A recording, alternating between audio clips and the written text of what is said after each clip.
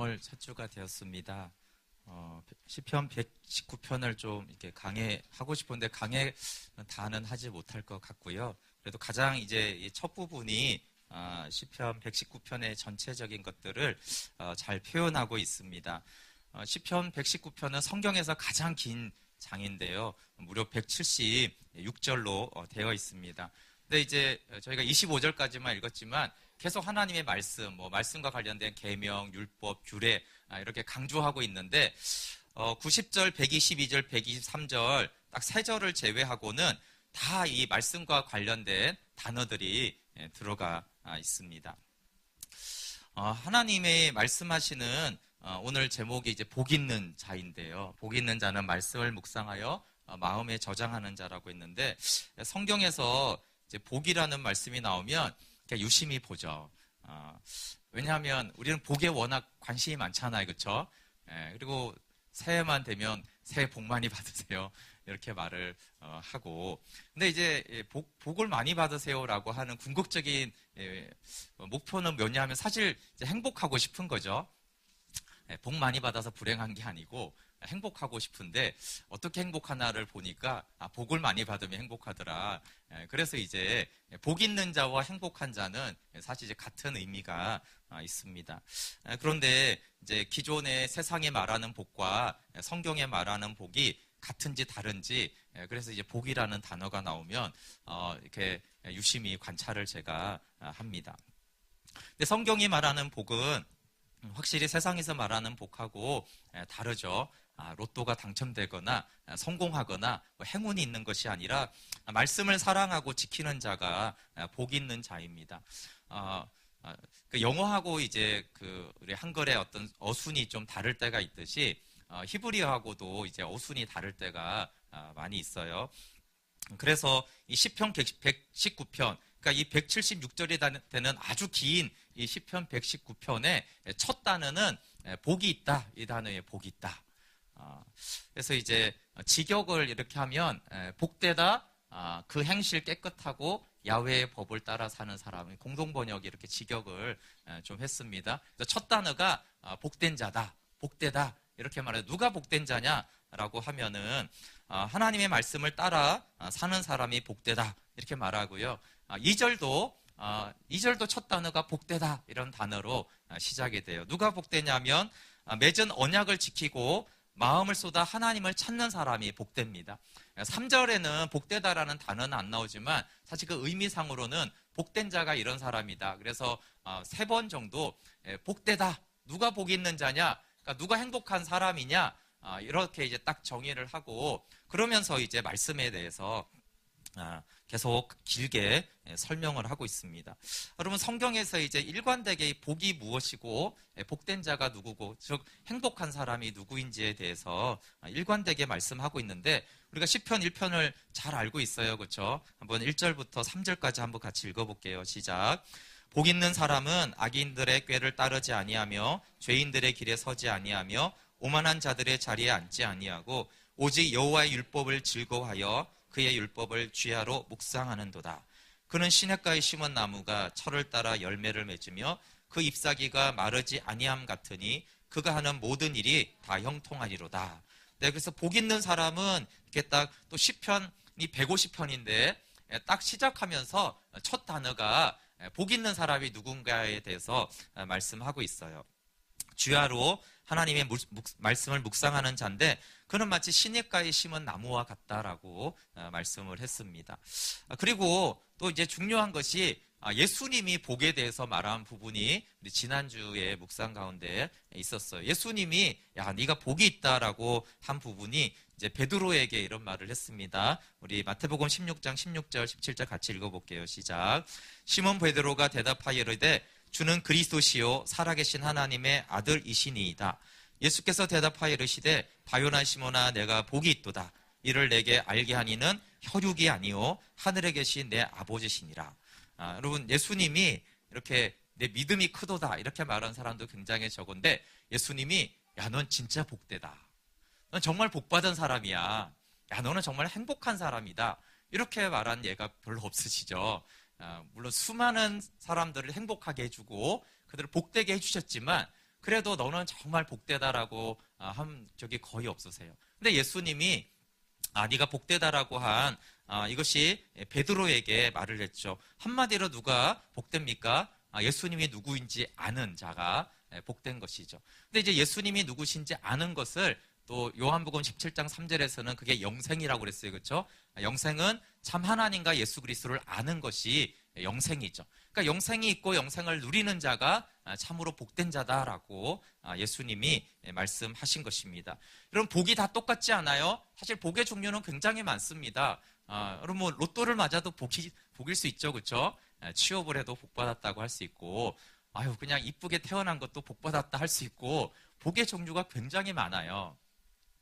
그런데 복의 그 수준은 어떻게 알 수가 있냐면요, 누가 복되다라고 말하느냐에 따라서 그 복의 수준을 알 수가 있는 거예요. 여러분, 만약에 이재용 부회장을 만났는데 이재용 부회장이 정규직에 취업을 했어요? 진짜 복받았네요. 월급이 1,000만 원씩이나 돼. 진짜 복받았네요. 이거는요, 놀리는 거예요. 놀리는 거예요.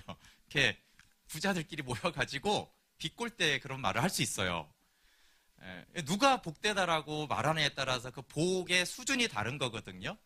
그래서 일반 사람들에게 그게 진짜로 이제 복받았다고 하는 말이지만 어떤 사람들이 말하느냐에 따라서 그렇지가 않은 거예요.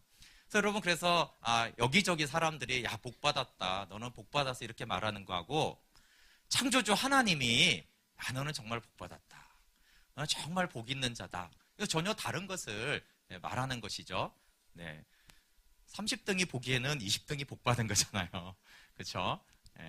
뭐 이렇게 서열로 말한 게 그렇지만, 뭐 안 좋은 대학에 가면은, 좀 이름 있는 대학에 가면 너는 복받았다 그런 거예요. 근데 그게 이제 수준에 따라 다르잖아요. 그렇죠? 어떤 사람에겐 그게 전혀 복이 아닐 수 있어요. 그게 뭐가 복이야? 거기 가봐야 고생만 하는 곳이야. 그 정도는 그냥 눈만 감고 찍어도 들어가는 데야. 이렇게 할 수 있는 거예요. 그러니까 복이라는 개념이 다 다른 것이에요. 그래서 여러분, 그래서 복이, 행복이, 하나님이 말씀하는 복이 너무 중요한 것이죠. 누가 복 있다고 하는지가, 누가 행복하다라고 하는지가 중요한 거예요. 그래서 전능하신 하나님이 너는 복 있다라고 하는 자는 진실로 복 있는 행복한 사람인 것입니다. 그래서 성경이 말하는 복 있는 자의 결론을 보면은 신구약에서 주야로 말씀을 묵상함으로 예수님을 아는 자예요. 주야로 말씀을 묵상함으로 예수님을 아는 자가 복이 있는 자죠. 그래서 하나님이 복 있다 하는 자가 되기 위해서 우리가 말씀을 듣고 말씀을 묵상하고요. 이번에 복음생명 캠프를 하는 것도 정말 예수님이 너는 복 있는 자야 라고 하는 그런 길에 우리가 참여하는 것입니다. 근데 오늘 본문에는 어떻게 복 있는 자가 되는가를 잘 알려주고 있는데, 3가지 정도가 복 있는 자가 이렇게 행하고 있다는 것을 볼 수가 있는데, 첫 번째는 말씀의 능력과 말씀의 가치를 아는 자가 복 있는 자예요. 예를 들어서 같이 읽어볼게요. 시작. 청년이 무엇으로 그의 행실을 깨끗하게 하리까? 주의 말씀만 지킬 따름이니이다. 11절도 내가 주께 범죄하지 아니하리 하여 주의 말씀을 내 마음에 두었나이다. 말씀의 능력을 먼저 아는 자가 복된 자죠. 그럼 말씀을 우리가 묵상하고 또 설교를 왜 열심히 들어야 될까요? 말씀의 가치와 능력을 모르면 집중할 이유가 없는 거예요. 여러분, 어디 학원을 가거나 뭐 심지어 그냥 유튜브 하나를 틀어놓더라도 어떤 걸 틀어놓죠? 가치가 있는 걸 하는 거예요. 뭔가 돈 되는 거나 뭔가 유익한 거나 뭔가 내 삶의 질을 높이는 거, 가치 부여가 될 때 거기다가 시간과 마음을 쏟고 내 귀를 기울이는 것이에요. 그래서 말씀을 누가 잘 듣냐 하면 말씀의 능력과 가치를 잘 아는 사람들은 말씀을 잘 들어요. 말씀을 또 보게 되어져요. 근데 말씀이 뭐 좋은 거겠지. 근데 뭐 좋은 게 세상에 얼마나 많아요. 그렇죠? 그러면 그냥 그건 시간 아까운 거고 집중을 하지 않는 것이에요. 근데 이 시인이 말씀이 어떤 능력이 있다고 그래요? 말씀은 그의 행실을 깨끗하게 하는 것이에요. 우리가 노력해서 하는 것보다 주의 말씀이 나를 깨끗하게 하고, 내가 정말 주님께 범죄하지 않고 싶은데 어떻게 범죄하지 않을 수 있을까라고 했을 때 이 시인은 내가 주께 범죄하지 않기 위해서는 말씀을 내 마음에 두면은 내가 범죄하지 않는다라는 사실을 알게 됐어요. 근데 범죄하지 않는다라는 것은 단순히 죄를 안 짓는다는 것이 아니라 하나님과 화목과 화평을 누리잖아요. 그렇죠? 그러면 하늘에 속한 모든 신령한 복과 기쁨과 하나님과의 교제와 연합이 일어나니까, 근데 그게 어떻게 되는가에 대해서 그게 말씀을 마음에 간직하니까 그게 되는구나. 그래서 말씀이 너무나 가치 있고 능력이 있고 힘이 있고 생명이 된다는 것을 먼저 아는 자죠. 이것을 이제 모르면 사실 말씀에 대한 모든 이 시편의 말씀들이 별로 가치가 없는 구절이 되어집니다. 근데 이제 말씀의 가치를 알았어요. 말씀의 가치를 알았으면 두 번째는 말씀을 묵상하고 행하는 순종이 있는 자입니다. 그래서 이 시편이 계속적으로 내가 말씀을 묵상하고 말씀을 행하겠습니다라는 그냥 중요하지, 가치 있지 이렇게 끝나지 않고 행함에 대한 말씀이 굉장히 많이 있어요. 여러 구절도 있지만 한번 같이 읽어볼게요. 시작. 내가 주의 법도들을 작은 소리로 읊조리며 주의 길들에 유의하며 주의 율례들을 즐거워하며 주의 말씀을 잊지 아니하리다. 주의 규례들을 항상 사모함으로 내 마음이 상하나이다. 내가 주의 교훈들을 지켰사오니 비방과 멸시를 내게서 떠나게 하소서. 고관들도 앉아서 나를 비방하였사오나 주의 종은 주의 율례들을 작은 소리로 읊조려나이다. 네. 그래서 이 가치에 따라서 행함이 있는 것이죠. 하나님의 나라에 대해서도 예수님이 하나님 나라는 천국은 어떤 것과 같냐 하면 밭에 감추인 보화와 같다고 그랬어요. 그래서 그 보화를 발견한 자는 모든 것을 팔아 그 밭을 산다고 그랬어요. 여기서 하나님의 나라는 가치에 대한 구체적인 투자가 있다라는 걸 말씀하고 있어요. 그리고 우리가 얼마나 가치 있는가를 아는 것은 말로 알 수 있는 것이 아니라 그 사람이 시간과 돈과 몸을 어디다 투자하는지를 보면 그 사람의 가치가 어디 있는지를 알 수가 있어요. 이 시인은 말씀을 읊조린다라고 말하고 이 읊조린다라는 것이 묵상하다 이런 뜻이에요. 그리고 말씀을 잊지 않겠습니다라고 하고 교훈을 지킵니다. 그럼 무엇이 가치 있습니까? 하나님이 내 인생에 가장 중요하지. 그런데 시간과 돈과 몸을 하나님께 드리지 않으면 사실 가치가 없는 것이에요. 그래서 말로가 아니라 그 사람이 시간을 어디 쓰고 돈을 어디 쓰고 몸이 어디 있는가를 보면 그 사람이 무엇을 가치 있게 여기는가를 우리가 볼 수가 있습니다. 그리고 우리가 하나님이 너무 가장 중요하지, 믿음이 먼저지, 예배가 생명처럼 귀하지, 하나님의 말씀이 중요하다라고 말하면서 시간과 돈과 몸을 거기에 투자하지 않으면은 가치가 없는 것이에요. 정확하게는 투자하는 만큼 가치가 있는 것입니다. 여러분, 예배에 우리 교회 지각을 너무 많이 하세요. 물론 한국교회 전반적으로 그렇지만 가치 있게 여긴 사람들은 예배에 지각하지 않습니다. 그리고 말씀에 가치가 있으면 졸지 않아요. 피곤해도. 서서라도 하나님의 말씀을 들어요. 지난주 우리 김연옥 집사님 언니 가정이 교회를 왔었어요. 아직 신앙생활을 안 하지만 이제 장례 많은 분들이 함께 해줘서 왔었는데 이렇게 식사를 하다가 얘기를 하니까 그 언니 가정이 10시 반에 김연옥 집사님 집으로 왔대요. 왜 왔냐 하면 10시 반에 교회 가야 된다고 생각을 했대요. 11시에 예배면 10시 반에는 가야 되는 게 아니야? 그게 정상 아니야? 이렇게 이제 교회를 안 나오시는 분이 말하시는 거예요. 이거에 대해서 어떻게 생각하세요? 잘 보세요. 아직 믿지 않는 분들이 생각하기에는 교회 다니는 사람들은 전능하시고 거룩하시고 존귀하신 하나님께 예배를 드리니까 아마 그 하나님께 예배하기 위해서는 적어도 30분 전에는 가겠지. 그렇게 생각을 하는 거예요. 이게 맞는 거예요? 아니면 지각하는 게 맞는 거예요? 전능하시고 거룩하시고 영광스러운 그분을 만나러 가면서 시간을 딱 맞춰가거나 한 10분 정도 늦어도 되지 이렇게 하지 않잖아요. 그러니까 우리가 얼마나 좀 이 하나님에 대한 개념과 그분을 바라보는 것이 잘못되어 있는지에 대해서 사실을 말하는 것이죠. 가치 부여를 그 언니 분이 가정이 예배에 대한 가치를 그렇게 부여를 하셨더라고요. 그래서 집사님 빨리 가자고. 빨리 가야지 막 이러면서 교회 가야 되는데 빨리 가야지 이렇게 늦게 가냐고. 네, 안 그래도 김연희 집사님 부지런한 사람이잖아요. 더 막 부지런 떨어야 된다고 그렇게 어쨌든 한 번이지만 가치를 부여한 거예요. 그래도 내가 복음중심교회 예배를 가는데 어떻게 가야 될까에 대해서 그래도 그 마음이 참 귀하고 하나님 보시기에도 아름답다라는 생각이 들었어요.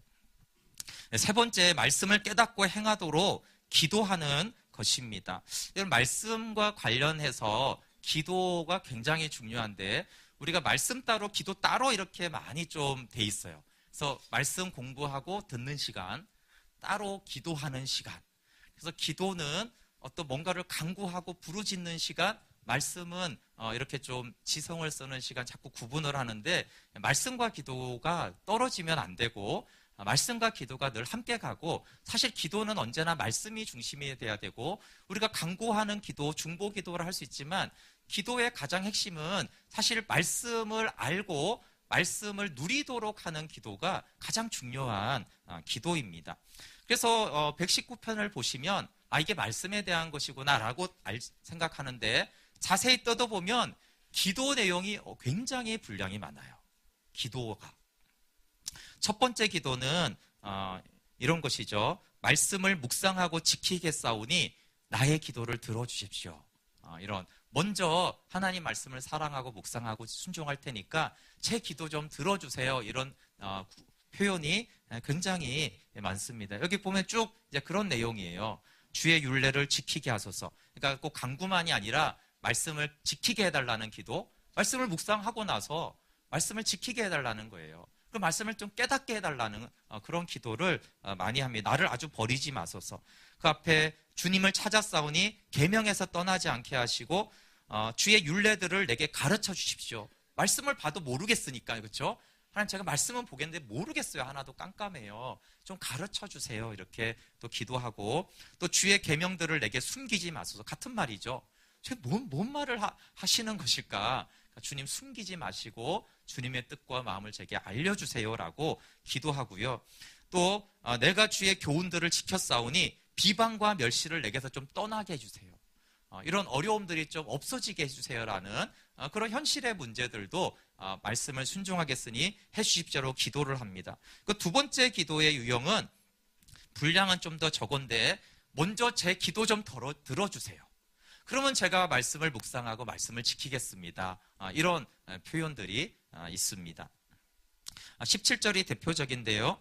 주의 종을 후대하여 살게 하소서. 그리하시면 주의 말씀을 지키겠습니다. 주의 말씀을 지키고 싶은데 너무 힘든 거예요.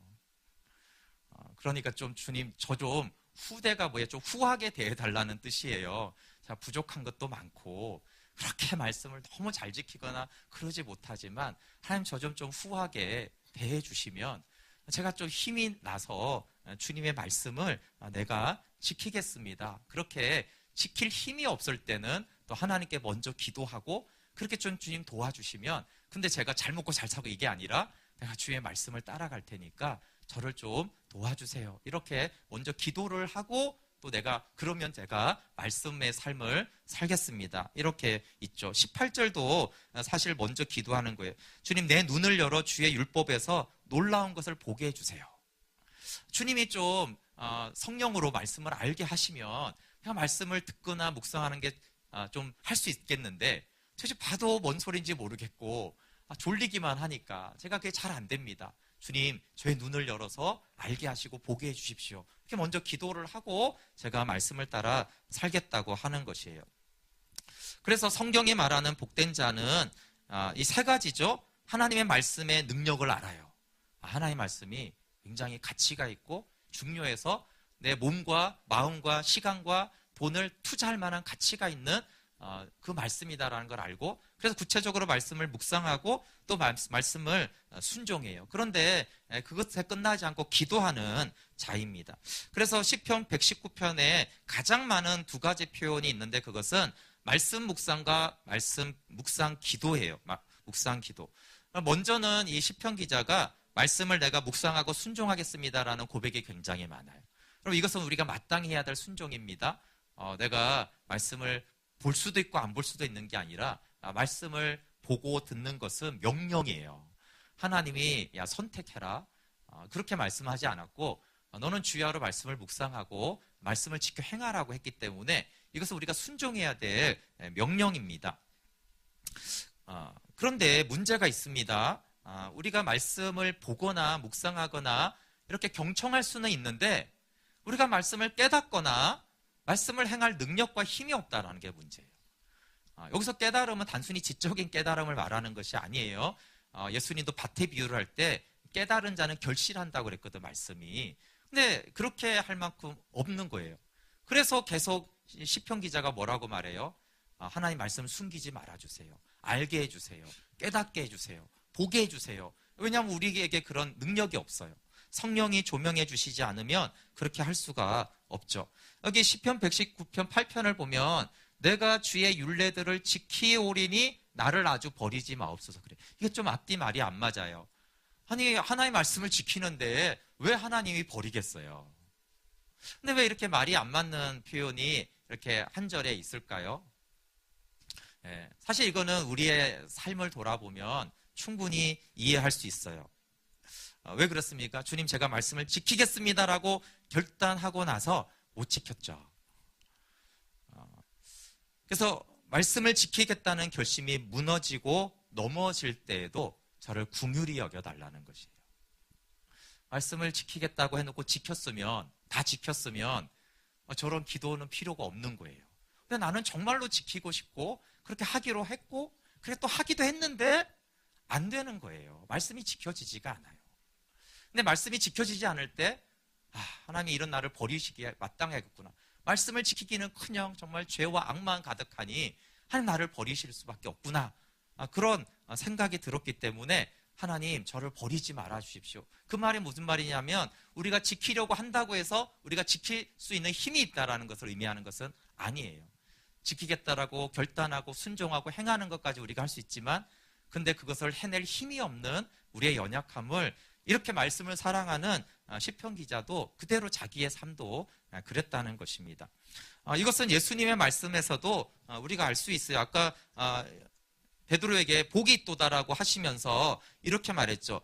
이것을 내게 알게 하니는 혈육이 아니요 하늘에 계신 내 아버지다. 그리고 이 말씀도 잘 생각해 볼 필요가 있어요. 우리가 이 말씀을 잘 보지 않으면 베드로가 어떻게 예수님을 알게 됐을까라고 생각했을 때 우리가 이렇게 보통 생각해요. 베드로는 예수님께 직접 가르침을 받았잖아. 예수님이 양육해주고 말씀 가르쳐주고 이렇게 했는데 얼마나 베드로는 알 수 있겠어. 게다가 수많은 표적을 봤잖아요. 그렇죠? 정말 하나님이 행하시는 표적들을 가까이에서 보고 변화산에도 올라가고 또 병자를 고치고 귀신을 쫓아내는 권능도 받아서 행해보고 심지어 잠시지만 무리도 걸어봤잖아요. 그러니까 베드로는 예수님을 알게 됐지. 그래서 우리는 그런 걸 구하는 거예요. 하나님, 저도 좀 무리를 걸으면 제가 하나님을 알 텐데 제가 좀 표적을 보면 하나님을 알지 않을까요? 물론 어느 정도 일리가 있는 말이에요. 그런데 예수님이 네가 복된 자가 되고 내가 누구인지를 알게 된 가장 직접적인 원인은 그것이 아니라고 말하는 거예요. 첫 번째 원인은 뭐예요? 하늘에 계신 내 아버지가 알게 하신 것이다라는 거예요. 물론 가르침을 받고 표적을 보고 경험하는 것이 하나님 아는데 매우 유익한 건 사실이에요. 그러나 이 모든 것을 경험했을지라도 하늘아버지가 성령으로 알게 하시지 않으면 알 수가 없어요. 사실 그건 성경에서 꽤 많이 찾아볼 수가 있습니다. 하나님을 경험하지 않아서 다 하나님을 모르는 건 아니에요. 어떤 사람들은 부분적으로 하나님의 살아계심을 경험하지만 하나님을 몰랐어요. 예수님을 못 알아봤죠. 그래서 예수님이 이렇게 말씀하는 거예요. 베드로야, 내가 복이 있다. 왜냐하면 이게 알게 하니는 하늘 아버지야. 이렇게 말씀하는 거예요. 그러니까 당연히 우리의 힘과 능력으로는 말씀을 알 수가 없죠. 지식으로야 알 수 있지만 정말 그것이 영과 진리와 생명이 되는 것은 우리의 힘으로 알 수 있는 것이 아닙니다. 그래서 우리가 하나님을 아는 데 있어서 우리가 묵상해야 되고 성경 공부해야 되고 말씀을 읽어야 되고 하나님의 그런 표적과 기적을 경험해야 되지만 그래도 그것보다 더 중요한 것이 뭐냐면 하늘아버지께서 성령을 통해서 하나님과 아들을 알게 해주셔야지 아는 것이에요. 그래서 시편 119편에 기도가 굉장히 많은 거예요. 기도가. 왜요? 그 부분은 우리가 기도로 우리가 할 수 있는 거죠. 성령님 알게 해주세요. 하나님 아버지 베드로처럼 성령을 통해서 알게 해주세요. 또 예수님도 성령이 오시면 그가 모든 것을 가르치고 생각나게 하시고 진리로 인도하신다고 했잖아요. 그것이 성령님이 하시는 일이라고 분명히 말씀하셨기 때문에, 그런데 그것이 하나님이 하시는 일인데 우리 편에서는 그것은 기도로 할 수 있는 거예요. 그래서 시편 110편이 말씀장이다 이렇게 쉽게 생각할 수 있지만 사실은 기도가 굉장히 많이 포함이 되어 있는 것입니다. 말씀을 묵상하는 자는 하나님을 알고 순종하도록 항상 기도해야 돼요. 다른 기도가 아니라 하나님 이렇게 말씀을 알게 해달라고, 말씀을 깨닫게 해달라고, 말씀을 통해서 영이신 하나님을 알게 해달라고, 그리고 이 말씀을 제가 지켜 행할 수 있도록 하나님 도와달라고, 늘 그 말씀이 내 삶이 되고 내 영생의 교제가 되기 위해서 기도를 해야 됩니다. 그래서 저희가 말씀을 묵상할 때 제가 매주 교회 톡에 올리지 않은 시작 기도와 묵상 기도가 있잖아요. 무슨 분량이 중요하고 그런 건 아니에요. 근데 왜 기도로 말씀 묵상을 시작하냐 하면, 기도가 없이 우리가 말씀을 본다고 해서 우리가 그 말씀을 알 수 있거나 행할 수 있는 게 아니에요. 그래서 주의 보혈로 우리의 영을 씻고 성령님 알게 해주세요. 하나님 제 눈을 열어서 알게 해주세요. 그렇게 기도를 하고 말씀을 내용을 보고 그 내용을 보면서 깨달아가며 아는 것이죠. 그리고 이제 마지막에 묵상 기도를 하는 이유가 성경이 이렇네, 심지어 우리가 깨달았다고 해서 부분적으로 우리가 그것이 하나님 안에 거하고 살 수 있느냐? 그렇지 않아요. 그래서 주님 제가 이렇게 말씀을 알았지만 하나님 이것을 살게 해주시고 하나님 성령 안에서 아버지 안에 거하는 영생을 누리게 해주세요.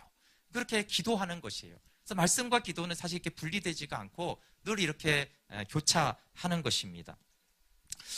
칼빈이 이 부분을 굉장히 강조를 했습니다.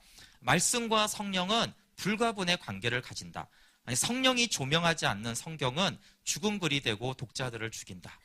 이 말씀은 이 말은 좀 저에게 정말 칼빈이 이렇게까지 말했구나. 저는 성령이 조명하지 않아도 성경이 읽는 게 뭐가 나쁜가요? 이렇게 생각했어요. 깨닫지 못해도 성경이 읽는 게 낫지, 안 그래요? 드라마 보는 것보다는 성경 보는 게 낫지 않겠어요? 그런데 칼빈의 생각은 그렇지 않았어요. 성령이 함께하지 않은 성경은 우리를 죽인다는 거예요. 우리의 영을. 그러니까 성령님이 함께하지 않는 말씀 읽기가, 말씀 묵상이 굉장히 오히려 해롭다라고 말하고 있는 정도를 보면서 정말 이 시편 기자가 아마 칼빈이 이런 것들을 보면서 그렇게 말한 것 같아요. 여러분, 예배는 하나님께 영광을 돌리는 것이 가장 핵심이지만 그래도 말씀을 기준으로 봤을 때는 우리가 앞부분에 찬양과 또 기도를 드리고, 그냥 예배 순서니까 대표 기도가 있고 막 찬양 이런 것이 아닙니다. 하나님 앞에 나아가고 보혈을 의지하고 우리가 기도하고 그리고 말씀을 대면하는 것이죠. 네. 그리고 제가 시간에 대한 부담이 항상 있음에도 불구하고 빨리 설교를 끝내야 돼. 그렇지만 설교를 하고 우리가 같이 기도하자고 하라는 것이 늘 말씀이 기도로 우리가 응답이 돼야 돼요. 하나님, 우리가 여러분 말씀을 잘 들어서 오늘 설교 좋았어, 그렇다고 그게 삶이 됩니까? 안 됩니다. 성령님이 그 기도 가운데 함께 해주셔야 돼요. 그래서 우리는 기도하는 거예요. 하나님, 이 말씀대로 제가 살아갈 수 있도록, 제 마음에 좀 저장될 수 있도록 하나님 함께 해주세요라고 기도로 응답하는 것입니다. 그래서 개인적인 성경 읽기나 묵상할 때도 그렇게 해야 돼요. 또 이제 카톡에 새벽 묵상 주예를 듣는 분들이 많은데 좋은 거예요. 하지만 여러분, 그것을 기도와 함께 들으셔야 돼요. 오늘은 목사님 무슨 어떻게 주의하셨나 들어보고, 그거 아무 유익이 없습니다. 그냥 정말 차 속 버스 안에서라도 하나님 도와주세요, 이 말씀을 제가 성령으로 알도록 도와주세요. 그러고 이제 들으셔야 돼요. 정말 정신이 없이 듣더라도 그렇게 듣고, 그걸 듣고 막 분주해서 많은 걸 깨닫지 못했을지라도 주님, 이 말씀대로 제가 알 수 있도록, 행할 수 있도록, 또 정말 하나님과의 사귐이 있을 수 있도록 기도해야 됩니다. 복 있는 자의 실제가 첫 번째 마음의 말씀을 저장하는 자입니다. 복 있는 자는 자신의 마음을 어떻게 생각하냐 하면 자신의 마음을 말씀 저장 창고라고 생각해요. 여기 11절에 주의 말씀을 내 마음에 두었나이다라고 했는데, 마음에 두다가 저장하다, 비축하다 이런 뜻이에요. 창고에 양식이 가득한 사람은 흉년이 와도 배고프지 않잖아요. 그처럼 마음에 말씀이 저장된 이 시인의 간증이 뭐냐면, 말씀이 마음에 저장이 되니까 내가 주님께 범죄하지 않는다라고 영혼이 배고프지 않다라고 말하는 것입니다. 새 언약 백성도 예레미야 31장이 사실 하나님의 말씀이 마음에 있는 사람인데 마음에 있다라는 것이 마음에 저장되어 있는 말씀이 저장된 사람과 같습니다. 우리가 말씀을 듣고 말씀을 묵상하는 시간은 말씀을 마음에 비축하는 시간이에요. 근데 여기 이제 비축한다, 저장한다라고 했을 때 물론 뭐 조금 있어도 좋지만 사실 이 저장과 비축은 어느 정도 비축이 돼야지 효력이 있죠. 우리 학생들이 공부하는 시간이 어떤 시간이에요? 이 지식을 비축하는 시간이잖아요. 근데 하루 공부하고 그 비축된 지식으로 효력이 나타납니까? 갑자기 막 성적이 올라가고 수능을 잘 보고 영어 3일 공부하니까 막 영어가 나오고 안 그러잖아요. 그렇죠? 공부가 지식이 계속 비축이 돼야 돼요. 그러니까 어느 정도 비축이 되면 이게 효력을 발생합니다. 각 분야로. 그래서 이제 지식이 비축이 됐을 때 공부가 이렇게 효력을 나타내는구나 하듯이 말씀이 마음에 자꾸 저장이 되어져서 어느 이상 비축이 됐을 때 이 말씀이 정말 나를 능력 있게 하고 범죄하지 아니하게 하고 내 마음과 삶을 말씀으로 지켜주는구나. 그 효력이 나타납니다. 그래서 예수님도 말씀하셨어요. 이 길가밭에 대해서 이렇게 말했어요. 말씀을 들을 때 사탄이 즉시 와서 뿌려진 말씀을 빼앗는다고 그랬어요. 그러니까 말씀을 양식에 저축했는데 사단이 뺏어가는 것이죠. 공부하는 학생들도 지식을 비축하다가 그 지식을 금방 뺏기는 사람이 있죠. 그래서 밤낮 공부해도 아는 게 없어요. 뺏기니까 뺏기지 않아야 되는 것이죠. 그래서 주께 범죄할 때 어떻게 주님께 범죄하지 않을 수 있는가에 대해서 주의 말씀을 내 마음에 두었나이다라고 말씀하고 있어요. 반대로 한번 여러분 이 마음의 창고에 말씀이 텅텅 빈 사람은 어떻게 되겠어요? 그럼 이제 삶이 형편 없어지는 것이죠. 그런데 이 말씀을 이제 마음에 저장하는 사람과 동일한 중요한 것이 있는데 그래서 말씀을 즐거워함으로 묵상하는 자예요. 우리가 말씀을 대할 때 즐거움과 지겨움과를 딱 보면은 내 마음의 창고에 양식이 많이 저장되어 있는지 빠져나가는지를 알 수 있죠. 말씀을 받지만 빠져나가고 뺏기는 것은 말씀이 지겹고 말씀이 싫으면은 그 빠져나갑니다. 여러분 공부를 잘하는 비결은 어렵지만 공부를 좋아하는 거예요. 근데 공부할 때 한숨이 푹푹 나면서 공부를 시작하시면 공부하고 그게 다 빠져나갑니다. 제가 이제 그 대학 학부 전공은 전자공학을 전공했어요. 많이 그렇지만 자기가 뭘 정확히 좋아하는지 모르고 전공을 가잖아요. 국어 잘하면 문과, 수학 잘하면 이과. 그렇게 단순하지 않은데 직업군이. 근데 어쨌든 뭐 이과고 뭐 공대가 좀 나은 것 같고 전자가 잘 될 것 같기도 하고 뭔가 할 수 있을 것 같아서 제가 전자공학을 들어갔는데 고민은 뭐냐면 성적은 나오는데 제가 이 전자공학을 즐거워하지 않는다라는 거예요. 물론 즐거워하는 친구들이 많지는 않지만 놀랍게도 그걸 좋아하는 애들이 있었어요. 전자공학과에서 전자공학을 연구하는 동아리를 만드는 거죠. 수업만 해도 지겨울 것 같은데 수업이 다 골치 아픈 수업들이거든요. 근데 그거를 또 만들어서 또 동아리 활동을 하며 막 이렇게 실험하고 막 뭘 만들고 막 이러는 거예요. 저 이제 그런 친구들을 보면서 그 친구들이 저보다 머리가 좋다는 생각은 안 했는데 근데 내가 쟤네들하고 경쟁해서 이길 수 있을까 생각했을 때 사실 안 된다는 생각을 알았어요. 단기적인 건 할 수 있어요. 근데 장기적으로 좋아하는 사람을 이길 수가 없어요. 좋아해서 하는 사람을. 그래서 제가 이제 전공에 대해서 많은 고민을 하게 된 거예요. 이걸 계속 해야 되냐 말아야 되냐. 내가 좋아하는 걸 하면 조금 이제 IQ가 좀 부족해도 장기적으로 가면 계속 비축이 계속 되기 때문에 이걸 잘할 수가 있을 텐데 학교 다니는 내내 고민을 했어요. 시편 기자가 그 얘기를 하는 거예요. 똑같이 말씀을 보고 들어도 말씀을 즐거워하는 사람과 말씀이 지루한 사람, 억지로 하는 사람하고는 너무 큰 차이가 나요. 근데 이 시편 기자는 내가 주의 율례들을 즐거워하고 주의 말씀을 항상 사모하고 주의 증거들이 나의 즐거움이다 이렇게 말하는데 14절을 보면 이 정도로 이제 즐겁다고 그래요. 같이 읽어볼게요. 시작. 내가 모든 재물을 즐거워함 같이 주의 증거들이 도를 즐거워하였나이다. 네, 이 재물, 이거 부, 재산, 재물, 충분, 족함 이런 뜻이에요. 그러니까 충분한 재산이 들어왔을 때의 즐거움. 십자가의 도를 그만큼 나는 즐거워한다. 이렇게 이제 구체적으로 표현을 하고 있습니다. 어차피 세금을 많이 안 내시는 분은 돌아올 것도 없겠지만 혹시 세금 내시고 환급을 갑자기 한 2천만 원 받으신 분이 있을 때 그 즐거움이 내가 주의 말씀을 묵상하는 즐거움입니다. 이렇게 말씀을 즐거워하는 자가 복되는 자가 되는 길이죠. 여러분, 하나님은 복 있는 자가 되는 길을 명확하게 보여주셨어요. 하나님의 자녀가 어떻게 할 때 복 있는 자가 되는지가 너무 명확한데 자꾸 하나님 어떻게 하면 어떻게 제가 살아야 돼요? 어떻게 하면 내가 좀 행복하게 살 수 있을까요? 자꾸 하나님께 묻는데, 아니, 하나님께 이렇게 명확하게 복 있는 자와 행복자의 길을 명확하고 분명하게 말해 주셨어요. 그럼 길이 분명하면 결론도 분명한데 무조건 그 길을 가는 거예요. 더디가고 엎어지고 넘어지고 자빠져도 이 길밖에 없으면 계속 그 길을 가는 것이죠. 저희 교회도 판교까지 출근하는 분들이 있어요. 이렇게 막 길이 너무 막혀요. 그런데 길이 딱 한 길밖에 없으면 갈 거예요, 안 갈 거예요? 그래도 가야죠. 퇴근할 때 집에 올 거예요, 안 올 거예요? 와야죠. 이게 뭐 길이 막히고 시원하고 편하고 안 편하고 힘들고 안 힘들고 이게 중요하지만 일단은 무조건 가는 거예요, 무조건. 왜? 이 가야만 하는 길이고 오직 한 길밖에 없으니까.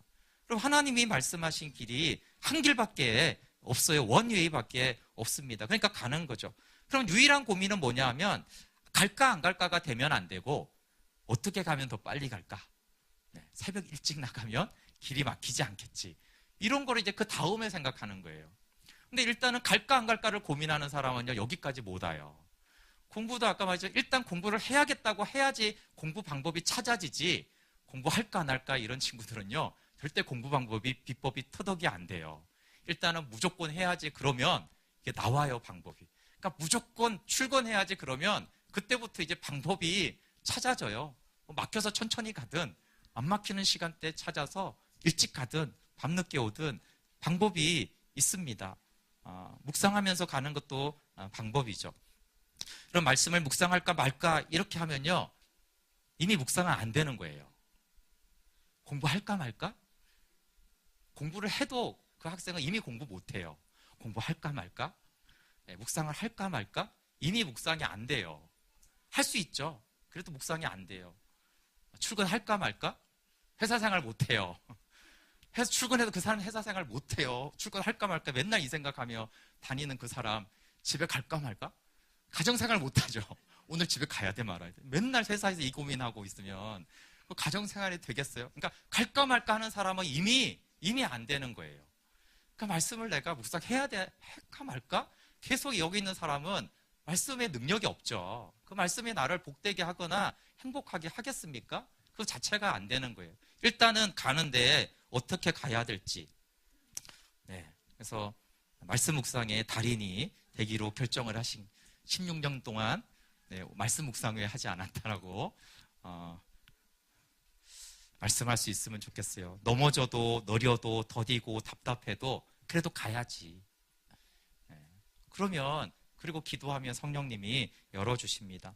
여러분, 다 좋은데 먹고 살기도 힘든데 어떻게 그렇게 하냐고 했을 때 학계의 말씀을 말한 적이 있어요. 그렇죠? 백성들은 아직은 성전을 지을 때가 아니야. 너무 먹고 살기 힘들어 했을 때 하나님은 이 성전이 황폐한데 너희가 판벽한 집에 거주하는 것이 옳으냐라고 했고, 당장 올라가서 나무를 가져다가 성전을 지어라라고 말씀을 했고, 백성들은 순종했습니다. 여러분, 이 시편 기자가 말씀을 순종하는 이유를 잘 보면 힘들어서 더 나아갑니다라는 표현이 또 많아요. 우리가 본 구절만 보면, 여러분 성경 19절 한번 보세요. 내가 땅에서 나그네 되었다. 나그네, 참 힘들다 이 말이죠. 하나님, 내가 의지할 곳이 없어 이 땅에서. 그래서 말씀으로 가고, 23절에 보면 고관들이 앉아서 나를 비방해요. 회사 사장이 나를 계속 비방하는 거죠. 찍어가지고 힘 있는 자가 나를 계속 비방해요. 그런데 어떻게 말해요? 나는 주의 말씀을 읊조립니다. 묵상합니다. 22절에도 내가 주의 교훈을 지켰사오니 비방과 멸시를 내게 떠나게 하소서. 비방을 받고 멸시를 받고 있죠. 비난받고 멸시를 받으면 정말 말씀 묵상하기 싫은 날이에요. 그런데 23절에 고관들이 나를 비방하고 있는데 24절에 주의 증거들은 나의 즐거움이고 충고입니다. 여러분, 사실 정말 고난 가운데 있으면 유일한 즐거움은 말씀밖에 없어요. 진짜 힘들면 예수님 말고 누가 내 위안이 되나? 정말 고난이 있으면 정말 십자가 무덤에 나를 위해 들어가신 그분 외에 무슨 위로가 있습니까? 그래서 사실은 너무 힘든 사람들은 하나님 앞에, 말씀 앞에 나아가는 것입니다. 25절에도 보면 내 영혼이 진토에 붙어 싸운, 진흙에 뒹굴고 있다라는 거예요. 내 영혼이. 그렇지만 뭐만이 나를 살게 해요? 주의 말씀대로 나를 살게 해주십시오. 이 진흙 구덩이에서 나를 건져낼 것은 하나님의 말씀밖에 없다라는 것입니다. 여러분, 현실이 힘든 사람들을 우리가 점쟁이는 아니지만 대략 알 수 있어요. 이게 저 사람 살아나겠구나, 회복되기 힘들겠구나. 어떤 걸로 알 수 있냐면은 힘드니까 하나님께 나가고 드리는 사람하고요, 힘드니까 회복된 후에 나중에 좋아지면 그렇게 말하는 사람을 딱 보면은 회복되겠구나, 회복되기 힘들겠구나, 대략 알 수가 있습니다. 그럼 정말 힘들기 때문에 하나님은 나와라 내게 그렇게 말씀하는 것이에요. 우리 50절, 51절 한번 같이 읽어보고 말씀 마무리할게요. 119편 50절, 51절 같이 읽겠습니다. 시작. 이 말씀은 나의 고난 중에 위로라. 주의 말씀이 나를 살리셨기 때문이니이다. 교만한 자들이 나를 심히 조롱하였어도 나는 주의 법을 떠나지 아니하였나이다. 네, 교만한 자들이 나를 조롱하고 그래도 말씀을 떠나지 않는데 그 이유가 50절에 그 말씀이 고난 중에 내 위로가 됐고 말씀이 나를 살렸기 때문이에요. 그럼 정말 현실이 힘들고 먹고 사는 문제든 관계의 문제든 상처의 문제든 그럴 때 누가 나를 살립니까? 정말 사람들이 나를 살려주나요? 나를 살려줄 사람 없어요. 네, 제가 지난주에도 좀 우울증에 걸린 한 분을 만났는데 쭉 얘기 들어주고 교제했지만 사실 사람은 도와줄 수 없다고. 조금 도와주다 말지 누가 도움이 되냐고. 그럼 하나님의 외에, 말씀 외에 우리가 고난 중에 위로가 되고 나를 살려주는 분이 없어요. 그래서 고난 중에 하나님께 나아가고 고난 중에 말씀 앞에 더 나가야 하는 것입니다. 네. 2019년에 우리가 복 있는 자로 말씀을 묵상하면 좋겠어요. 여러분, 하나님은 너무나 명확하게 말씀하셨어요. 어떻게 하면 행복하는지, 어떻게 하면 복 있는 자가 되는지. 말씀 묵상하고 그 말씀을 살게 해달라고 기도하는 자입니다. 힘들면 하나님 말씀이 저를 살려주십시오라고 말씀 앞에 나가고 기도하세요. 그리고 정말 아무리 보고 싶은데도 못 보겠으면 주님 좀 저를 후대해 주세요. 그래야 제가 좀 성경을 펼 수 있을 것 같아요. 성경을 펼 힘조차 없어요. 그러니까 저를 좀 도와주세요. 힘을 주세요. 그렇게 기도하시면서 말씀 앞에 나아가고, 네, 이번 달에 있는 이 복음 생명 캠프가 정말 이런 말씀으로 사는 자가 되기 위해서 캠프를 합니다. 많이 좀 참여하시고 또 많은 분들이 함께 복된 자의 길을 걷도록 또 권면해 주시고 기도해 주시면 감사하겠습니다. 우리 찬양하고 함께 같이 좀 기도하겠습니다. 네, 복음을 통해 생명으로 나가네. 네, 우리 복음 생명 캠프 주제 찬양이기도 한데요. 하나님이 우리를 사랑하시니까 우리가 얼마나 이 복된 자의 길로 오기를 원하시는지 모릅니다. 근데 이제 자녀들은 잘 모르고 부모들은 좀 알죠. 부모들은 100%는 모르는데 한 50%는 우리 자녀들이 어떻게 하면 잘 될지를 알아요. 근데 애들이 너무 안 가잖아요, 그 길로. 예. 하나님은 50% 아는 게 아니라 100% 아시잖아요. 우리가 어떻게 하면 되는지, 어느 길로 가면 되는지, 어떻게 하면 네가 복되고 행복하고 영광스러운 삶을 살 수 있는지 아시고 우리를 사랑하시잖아요. 그래서 우리 어린아이부터 우리 어른들까지 주님이 보이신 그 길, 오직 유일한 길, 그 길로 나아가도록 찬양하고 같이 기도하겠습니다. 복음을 통해 생명으로 나아가리. 그의 죽으심과 장사됨 부활에 연합되네. 만물이 아버지 집에 위장이 거치고 영생의 사귐을 누리네. 함께 죽고 장사되어 부활의 능력 내게 있네. 날마다 죽고 장사되어 생명의 능력으로 살아가네. 다시 한번 복음을 통해 생명으로 나갑니다.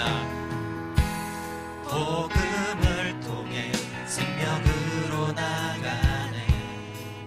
그의 죽으심과 장사됨 부활의 연합